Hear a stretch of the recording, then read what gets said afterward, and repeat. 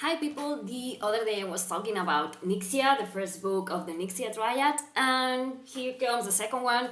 It lasted me like a day because I just couldn't put it down. I have to say that I love this one, but I think I love the first one better.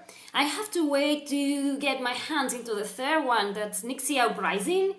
And I don't know where Scott is going to go with this trilogy and how is it going to end, because whenever I think that I have things worked out or predicted, he goes and spawns a twist I wasn't seeing, and that makes complete sense. And I was like, whoa, yeah, I love these series. And here we have, in the first book, we had all the training and all the preparation that the kids from her had to go through in order to be able to arrive into Eden, the planet, and begin meeting Nyxia. Here we are going to have them landing on the planet, and there's a lot of dark things going on here. When they land, they remember what happened in spoiler alert. If you haven't read the first book, just stop seeing this video now, because I'm going to say things about the ending of the first one. So yeah, if you haven't read that one, just stop seeing this video, please. Okay, you're still with me? So yeah, in the ending of the first book, we saw that Babel was a very shabby company, and we're turning these kids into somehow killers for them.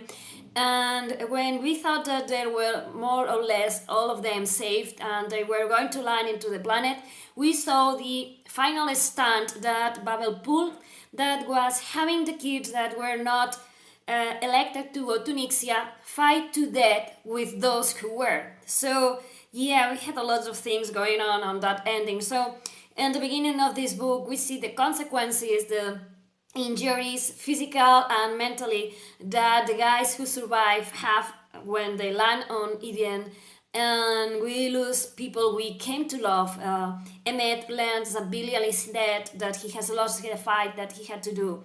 And there is all this sensation of we are nothing but puppets from Babel, and Babel is using us, and we have to find a way to overpower them.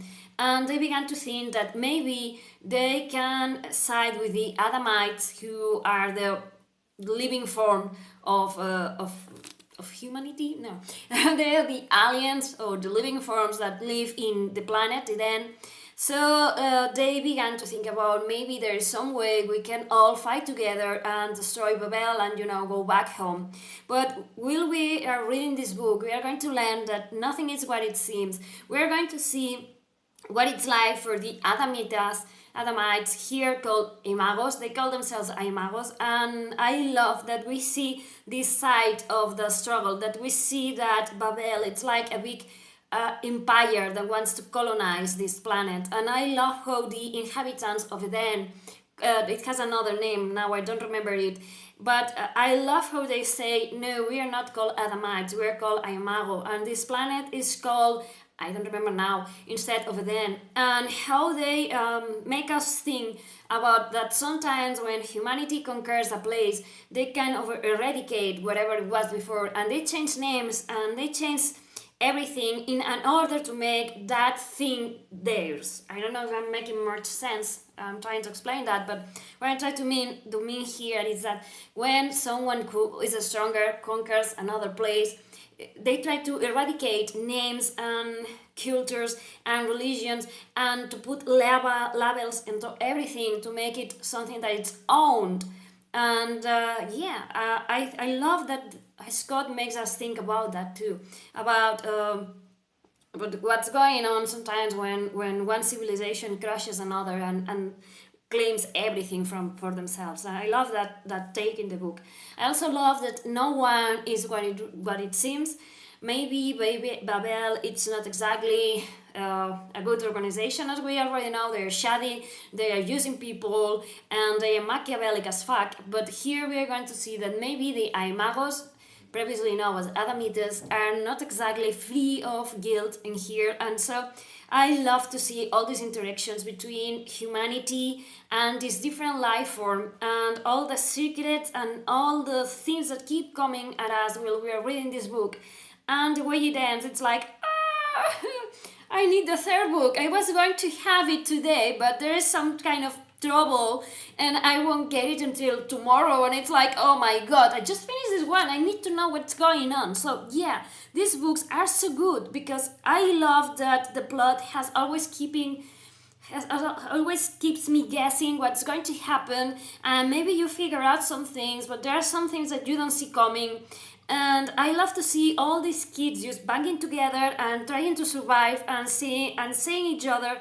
They come from being enemies, from fighting against each other, and here in this book we find them deciding that they are the ones that can be trusted. I mean, we don't really know what Babel is after. We don't really know what the Imago are after. So we are going to have to learn to trust in ourselves. It's like it says here, rise together or fall apart. And I love how these people come to get each other even better than they did before, and how you learn more about all these characters. And I love the situations they are thrown into, and it's so well writing that their pain is your pain too, and you suffer, and you think, oh my god, what the hell is going on. And these books are amazing. I mean, I don't know why I haven't known about this guy, about the Scott Reintgen before, because he writes marvelously. He creates amazing worlds, he creates amazing narrative, amazing plots, amazing twists, and what I love most,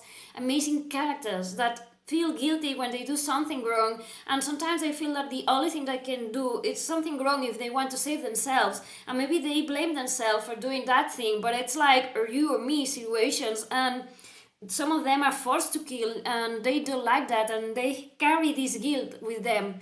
And I think that's very important, because sometimes when we see movies or when we read books, there is killing or there is a character that's forced to do something that they don't want to do, but it's like, okay, we're done at, okay, let's go on. And here, seeing these characters, seeing these people carry their guilt or their mistakes or whatever they have gone through, for me it's very important, because as human beings, whatever we do, even if we are forced by necessity to do something that doesn't agree with us, it remains here and makes you think about what you did and what you can do to make up for that. So yeah, I love seeing these kinds of things in these books, and I cannot wait literally to read the third one. Yeah, it's amazing, so pick it up.